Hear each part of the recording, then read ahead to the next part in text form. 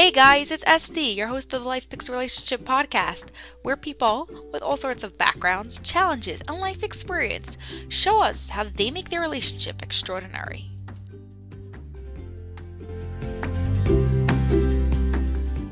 Hey guys, we're here today with Ellie Kaufman. How are you? Good. Thanks for having me. So, you want to tell us a bit about yourself and what you do? Yeah, so I'm a psychotherapist, a clinical social worker in private practice, an office in Passaic and in Muncie. I'm a trauma specialist. I work mainly with victims of traumatic experiences, anything from childhood sexual abuse to car accidents or complex trauma, hardships, things like that. I'm EMDR, I'm certified in EMDR, so I do a lot of EMDR and DBT, mixture of the two. Which one do you like better? EMDR. But I use them both. They work very well together and for different things. There's Yeah. personality disorders as well, and I work a lot with personality disorders as well. There's no personality disorder that doesn't have trauma involved as it also. Right. So, all these things complement each other and, trying to work with each person. So, what makes your relationship extraordinary? I think really if thinking about my relationship with my wife on a personal level, the fact that I really like her and she really likes me, and I know that. And that sounds simple in a way,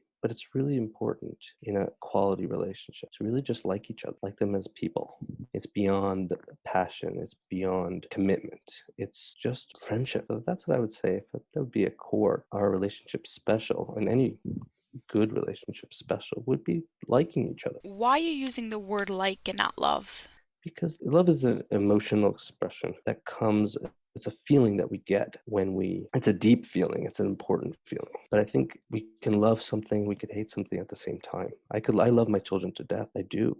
We all know that's the purest love that we can all talk about. Everyone loves their child, right? But do I always like my children? Sometimes they annoy me at 2 a.m. when I have them screaming and yelling in my ears, right? I love them. I wouldn't hurt them, God forbid. I wouldn't do anything, to them, but would I relate to them in a way with respect always? People love each other and hurt each other, right? But when you're in a feeling of like at that moment and it's constant, right? Doesn't mean there can't be frustration at times. But I think friendship is what I'm talking about, which is, again, it's not the exclusion of love. You have to have love too. But the deep idea to that. Yeah. So, what's one thing that you always do to make your relationship extra special? I mean, there's a lot of things that we do in relationship to keep connected, and connection's important. So, one of the things, I mean, spending time together, making effort I focus a lot on trying to ritualize things in a certain sense. Because life is hectic, life is very busy, and we're doing things. So, making date nights. We had gone out for lunch once a week for years. Just making certain things ritual, even small things, going to a certain store to pick up a certain thing, at a certain time in place, right? Those type of things, those grounding things are what, in my experience, keep the relationship special. So, how do you deal with challenges and hard times? Like anything else, right through it. Life comes, there's lots of hardships, there's lots of challenges.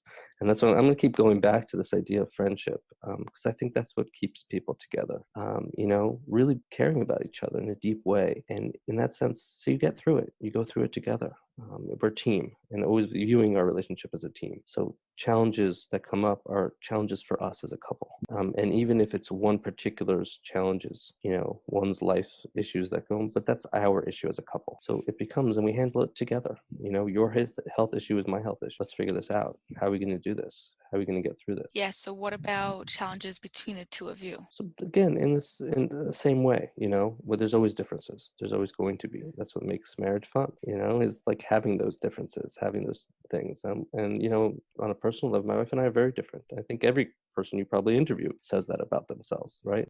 Nobody wants to be married to themselves. Is there any difference that you love? My wife always has like this like chilled smile on her face that I don't, right? I'm more rigid, and so that part of her, right, is something I respect. Like that, there's timelessness with her. I'm like, my things are in my schedules, and I'm busy and moving, and which is helpful in a marriage. But my wife's timelessness is beautiful, and I always, even though at times that's what also drives me crazy, but it's something I love. She like completely never punctual, never on time type Say also? never. I mean, she might listen to this. Never. But it's not, her personality type is not to be limited by that, right? Whereas mine is, and it's a limitation in a way. It's a quality, that we need to have at certain times. But then again, in my work, it's important. In her work, it's not as important, or she finds ways of working around it within her own stuff and with the kids. But that timelessness to stop and listen to a kid in the middle of a crazy, dinner, bedtime routine and be able to look at a child in their eyes and give them all the time in the world is something I admire and I wish I can have, and I strive for it. Something I love about my wife. Yeah, yeah, and more like in the moment, enjoying the small things and taking care of everything. Yeah. So what's one thing you're always arguing about? Probably the same kind of thing, I think it's what that part of me that loves that part of her is also what drives me crazy, like I said. So it's like, oh no, but I need to get them in on time, right? So I'll be fighting against the very thing I admire, and I find that often myself and with people I work with too, that conflict of, I'm going to marry someone opposite of my mother, or someone's going to, always going to do that. But then when they get to it, hey, why is dinner not ready on time?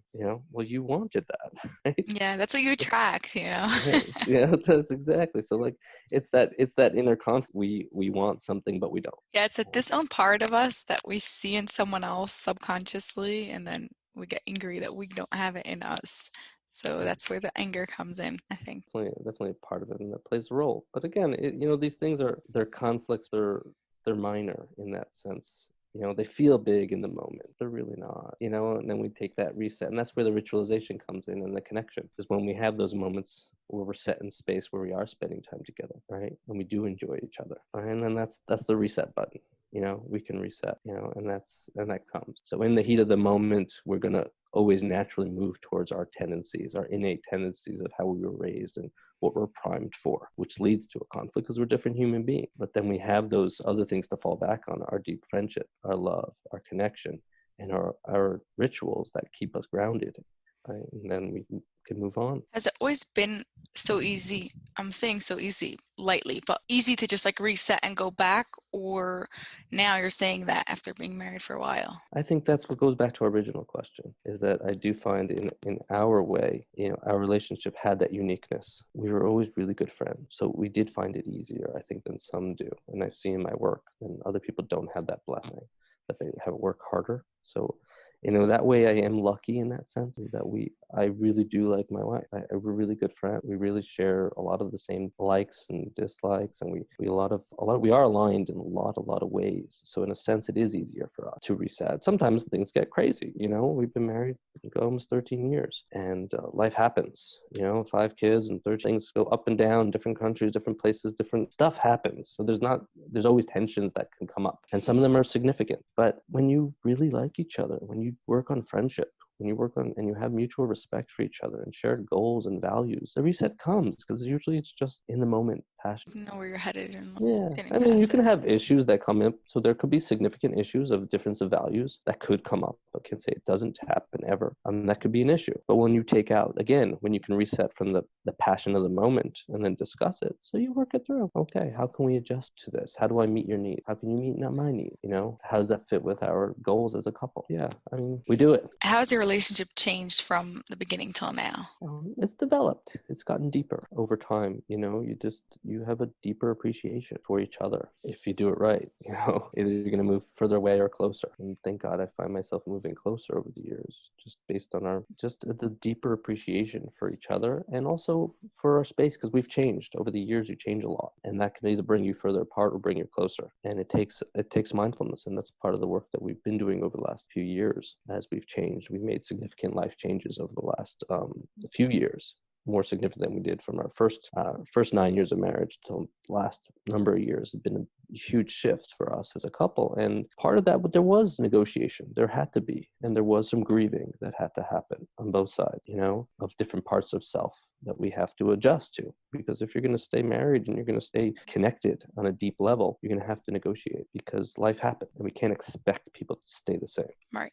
So how does one negotiate in the best way possible? Least amount of argument, understanding each other. With kindness, understanding that, we're doing this, there has to be a basis, right? So the basis is everyone is different, right? But our basis was family, love, connection. That's not changed. Our commitment to each other is the basis. Okay, well, how everything else is going to fit into that? And each person has to do their own inner work on that, right?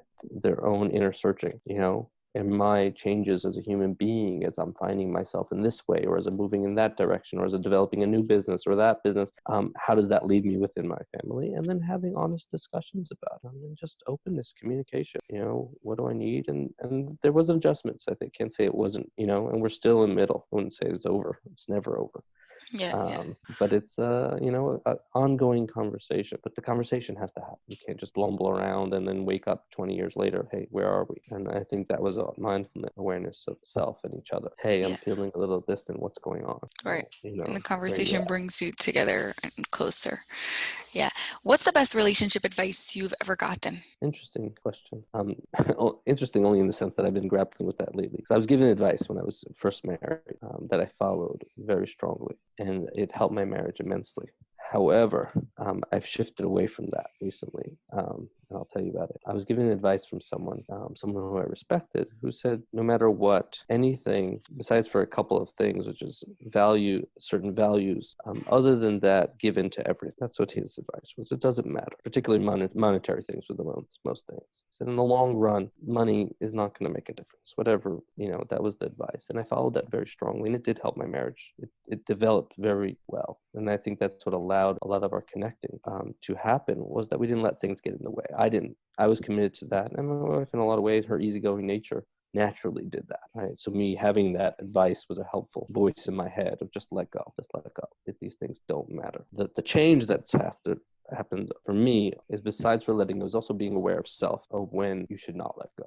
When do I need to reset myself? When am I just giving in but it's taking a part of me, as opposed to being aware? So it's a balance of, we always want to give in. And that's what I'm coming to. I'm still working on this idea, but the idea is that always be the first to say I'm sorry, because that doesn't matter. Always be the first one to take a step back, right? Always be the first one, right, to allow the emotions to cool. You don't have to be right. And those are important and valuable pieces of advice, but also be aware of yourself. Do you need a break? Do you need to do this, right? Or else you'll be resentful. And if yes, can you express that need? And what I found is that when you can talk about it, not just go do it, right? That's not helpful at all. I'm going to find myself, goodbye. That also doesn't work. But to express your needs, I feel like I need that. How can you help me make that happen? And that, I found, is a whole new and allows for a much deeper level of connection. Yeah, you work through it together, not just like pull apart, give in, I'm going and doing it. You really work through it together. Yeah. What advice would you give to someone who wants to make their relationship extraordinary? Develop friendship. I would focus on that. I really would. I believe it strongly that friendship is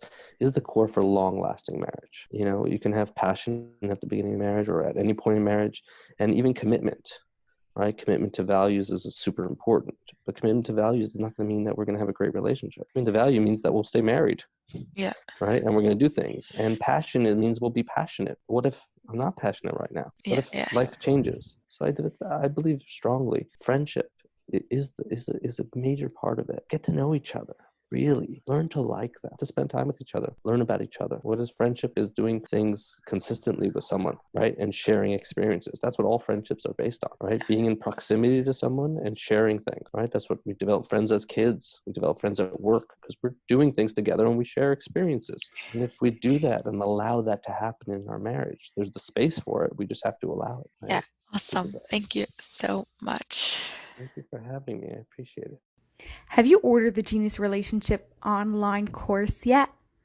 If not, you're missing out. Experts in the field share their top secrets on how you could take your relationship to the next level, how you could understand your partner, how you could connect and deepen your relationship. Go to geniusrelationships.com now to learn more about it and get your COVID-19 special today.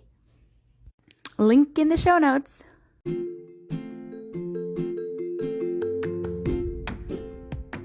Did you enjoy that episode? Could you do me a personal favor and subscribe and leave a review? It would mean a lot to me. Thank you so much and have an awesome day.